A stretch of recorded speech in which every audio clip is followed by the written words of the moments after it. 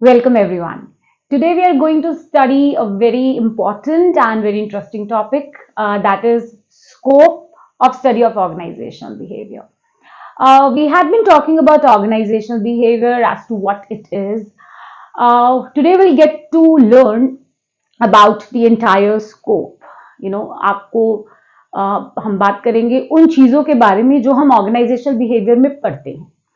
See, to understand organizational behavior, हमने पहले भी कहा था, we need to understand individual behavior.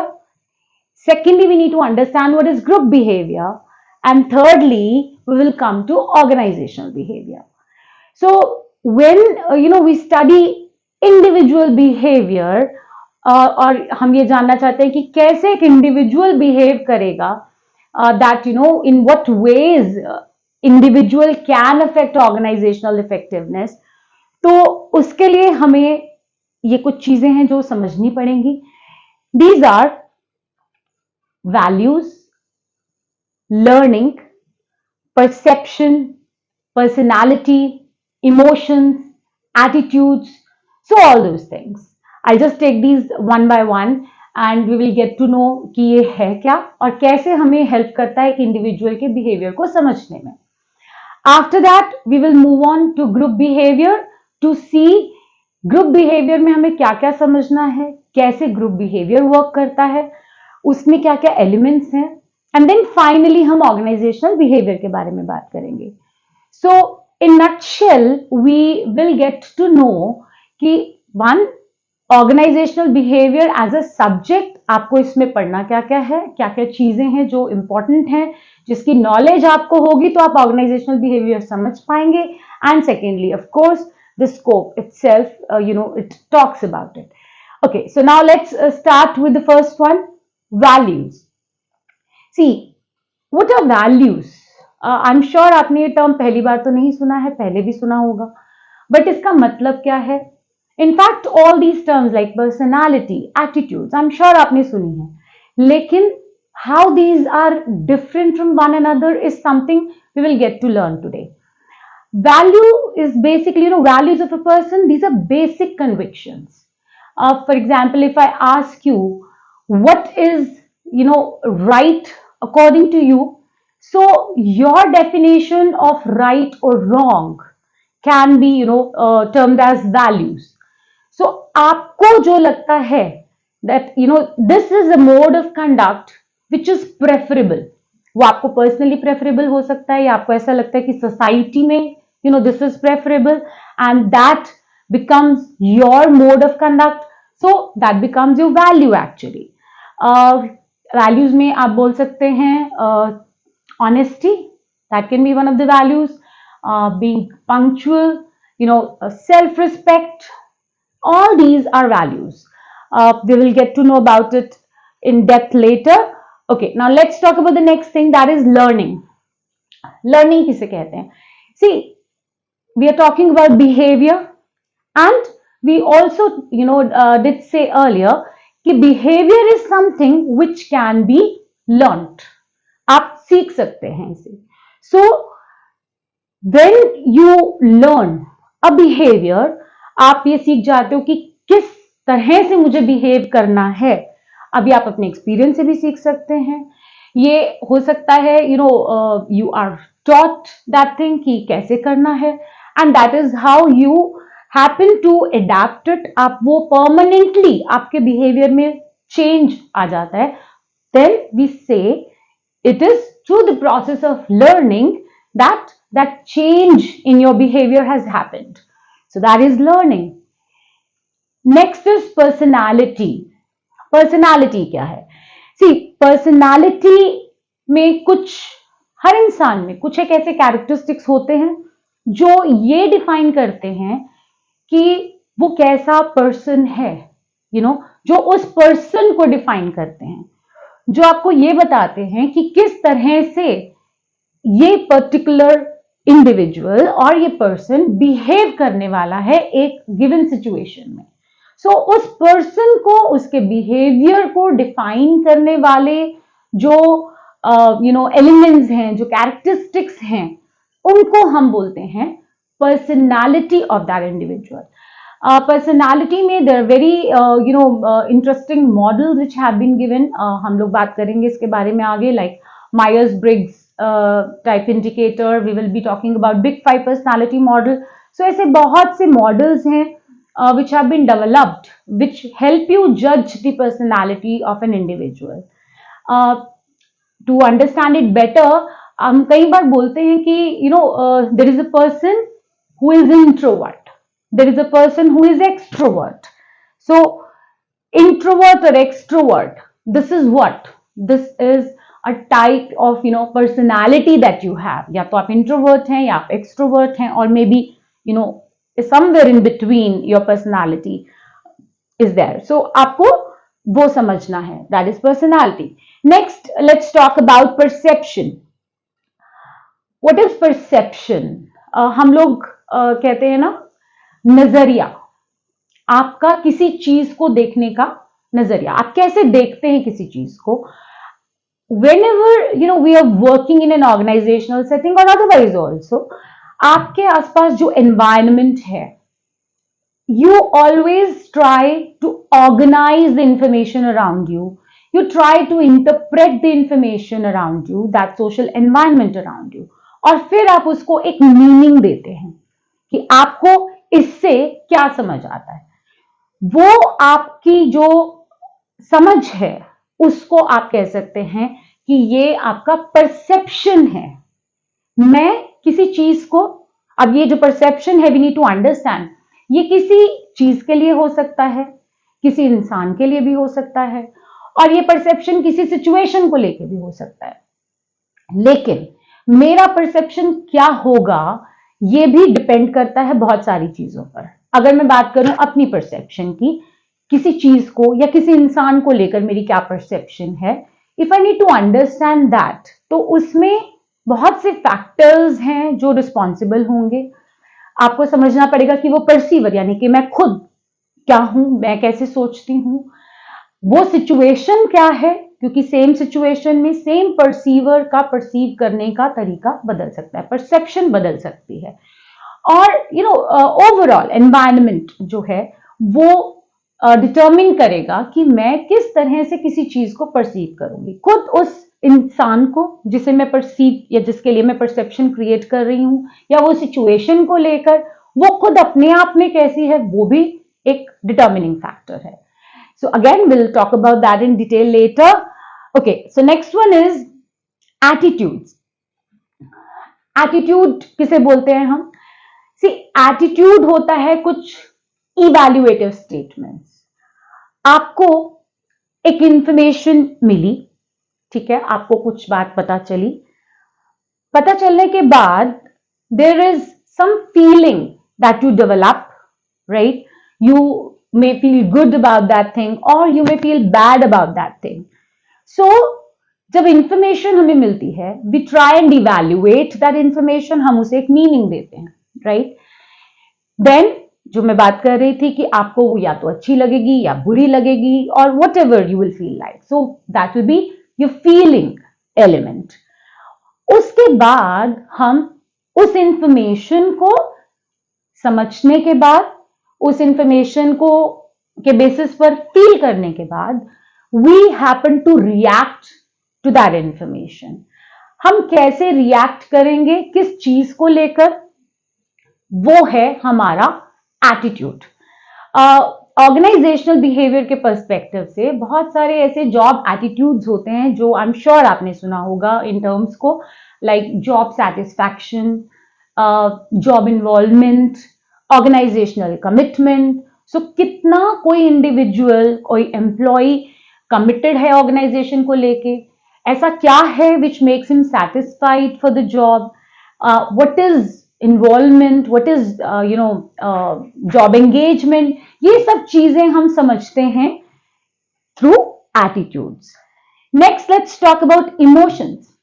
Emotions again, I am sure it's a term आप सबने सुना है, but most of the times what happens is हम लोग दो टर्म्स, इमोशंस एंड मूड्स, इनको आपस में मिक्स कर देते हैं, तो वो नहीं करना है. इमोशंस क्या है? इमोशंस हैं कुछ intense feelings, how you feel. Again about a person, कुछ भी ऐसा suddenly if something comes to you और आप फील करते हैं उसके बारे में कुछ, and that reaction comes out. It could be all of a sudden somebody says something and maybe you feel like crying. That is an emotion, yes. Somebody says something and all of a sudden you start laughing. That is also an emotion that comes out. लेकिन अब आपका ये question होगा कि हम organisational behaviour में इसे क्यों समझ रहे हैं? सी, ऑर्गेनाइजेशन के लिए it is very important that employees who are working in the organization वो इमोशनली इंटेलिजेंट हों. We all know today that your intellect matters, but then it is not just your knowledge about the subject which will matter. Organisations के लिए ये बहुत important है कि आप सिर्फ उस काम को अच्छे से ना कर सकते हो कि जो आपको करना है, at the same time emotionally you should be very intelligent.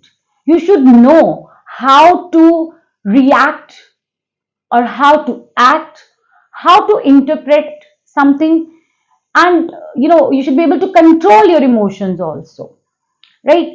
So agar koi boss hai and there is an employee who does something wrong और एकदम से उसको scold कर देता है, so obviously that is something which is not acceptable. So here comes into picture the emotional intelligence part.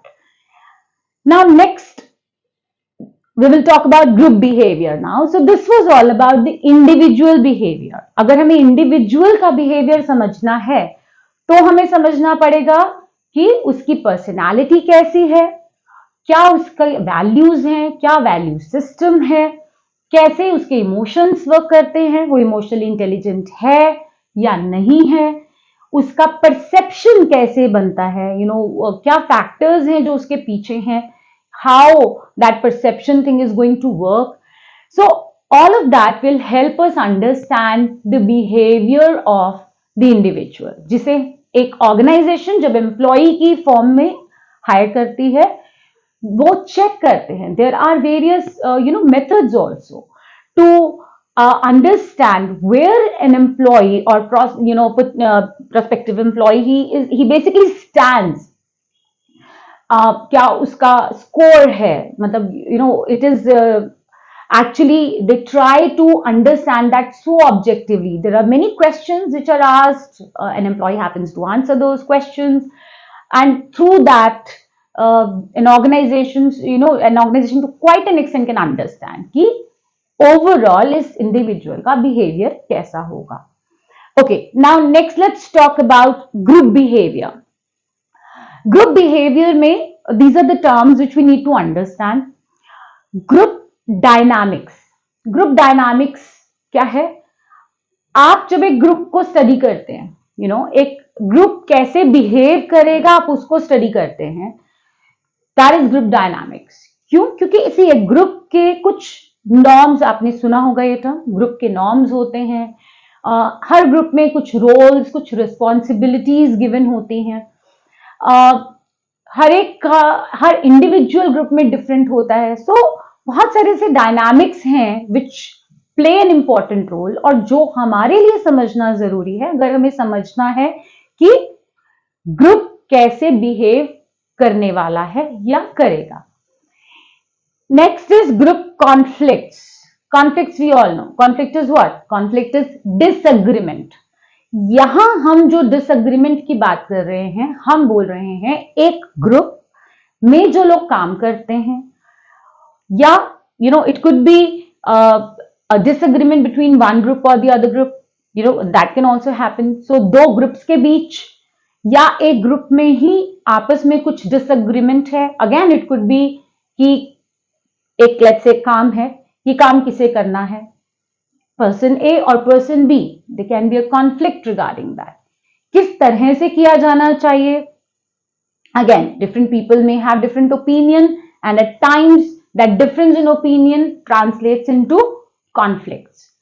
अब conflict के क्या क्या रीजंस हो सकते हैं, कॉन्फ्लिक्ट्स को कैसे will try and overcome those issues, those disconnects, वो कैसे होगा? Again we can understand it, we will learn it little later.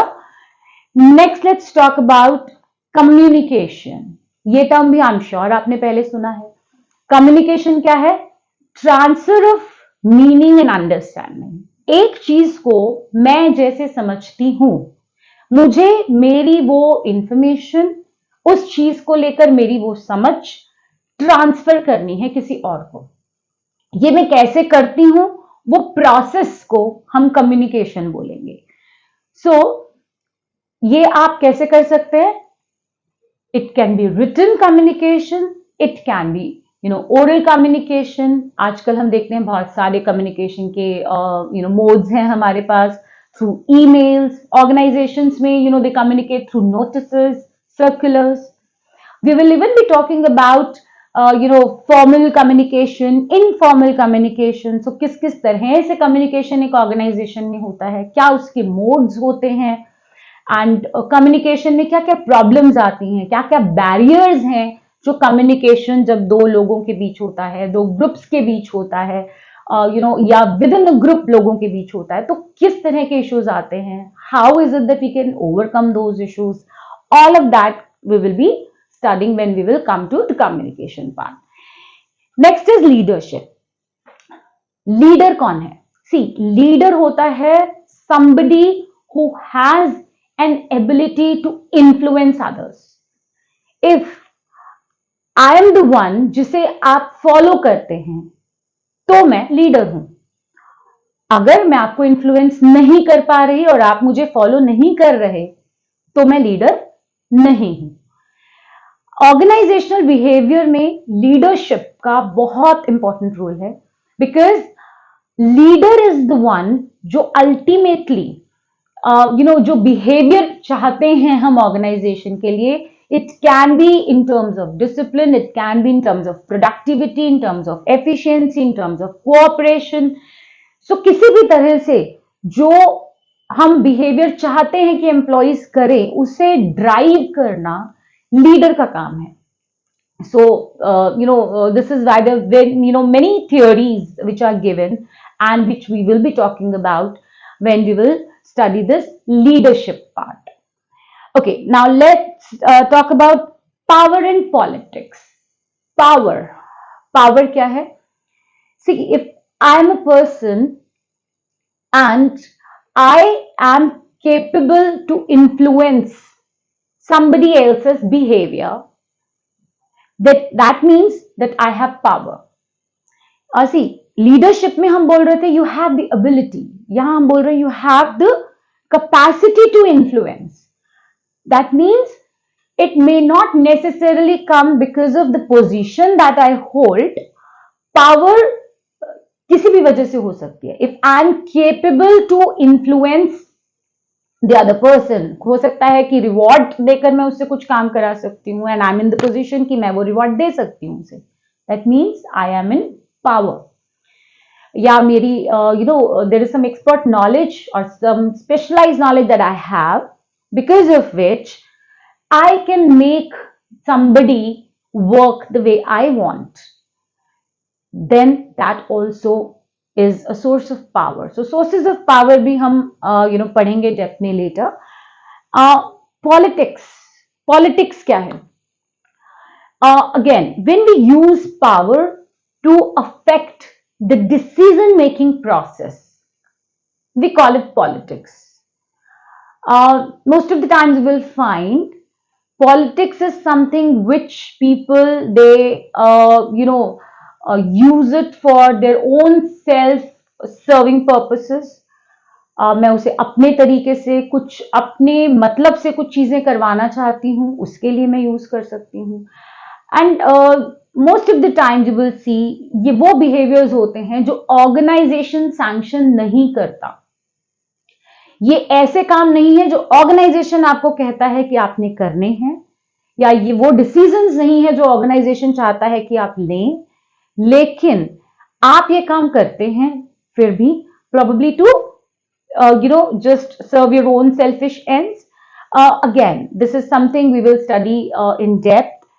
Politics क्या है, political behavior क्या है, and main question.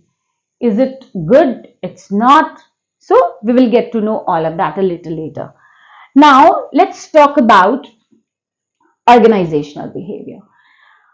Organisational behaviour अब जब हम करते हैं, हमने पहले भी कहा, पहले हमें इंडिविजुअल बिहेवियर को समझना पड़ेगा, उसके इमोशंस, पर्सनालिटी, एटीट्यूड्स, परसेप्शन, वो सब समझना है।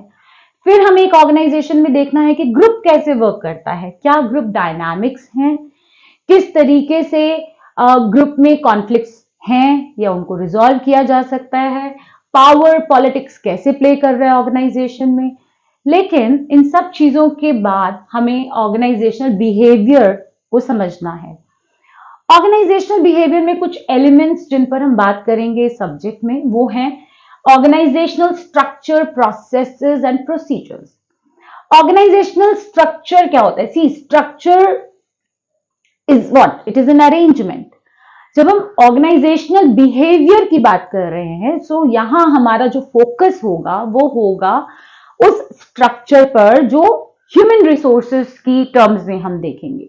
और you can say span of control कितना है एक ऑर्गेनाइजेशन में, फ्लैट स्ट्रक्चर है कि टॉल स्ट्रक्चर है, अथॉरिटी रिस्पॉन्सिबिलिटी रिलेशनशिप्स कैसे डिफाइन है, किसके पास अथॉरिटी है, किसके पास रिस्पॉन्सिबिलिटी है, कैसे ये तय किया जाता है।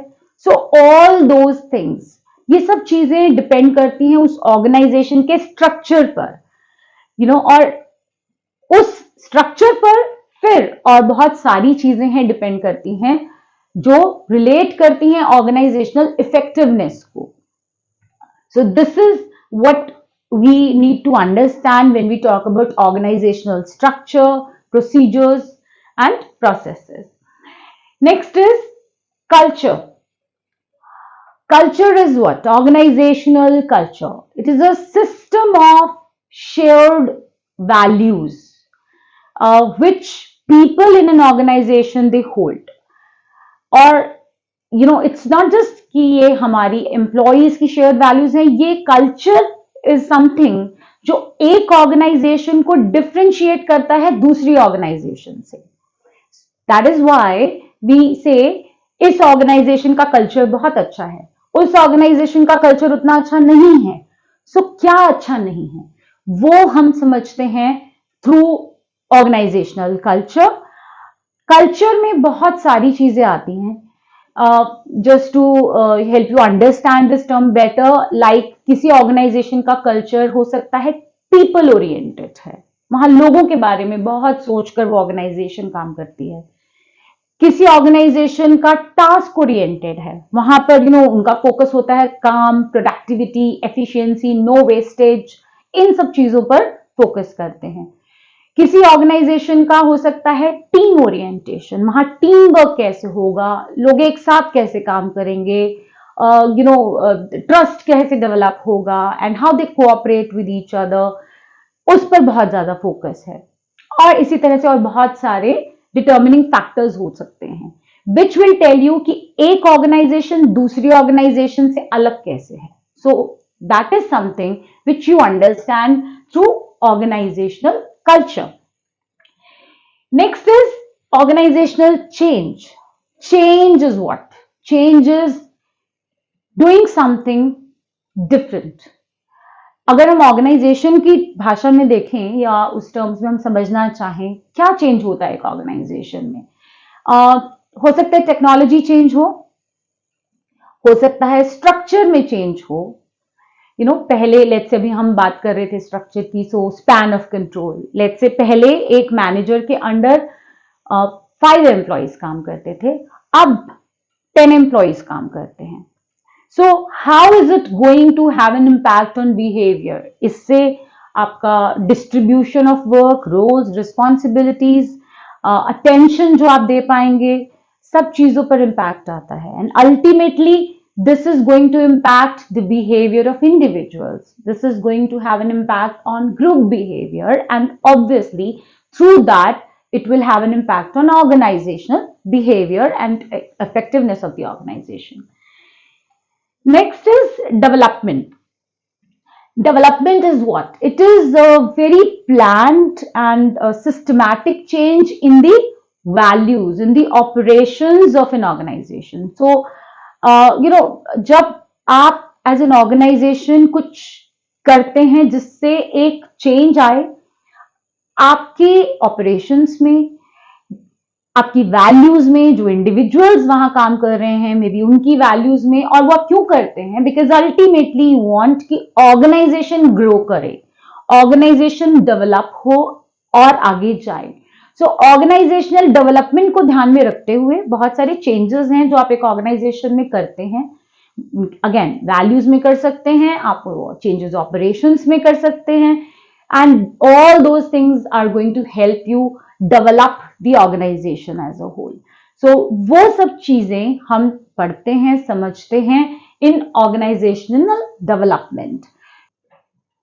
So these were the elements which we covered in scope of study of organizational behavior. I hope you have been able to understand it. Just to give you a gist of what we have done today, तो तीन elements हैं to which we need to understand to study organizational behavior: individual behavior, group behavior and organizational behavior. Individual behavior में हम बात करते हैं elements like emotions, we'll talk about values, perceptions, attitudes. Group behaviour में हम बात करते हैं किसकी? ग्रुप बिहेवियर में we will talk about group dynamics, we will talk about power, politics, we will talk about other things like group conflicts, communication, leadership. So all those things will come under that. Then we will be talking about organizational behavior, जहां पर हम बात करेंगे organizational structure के बारे में, organizational change, organizational culture and overall organizational development. So this was all for today's class. Thank you.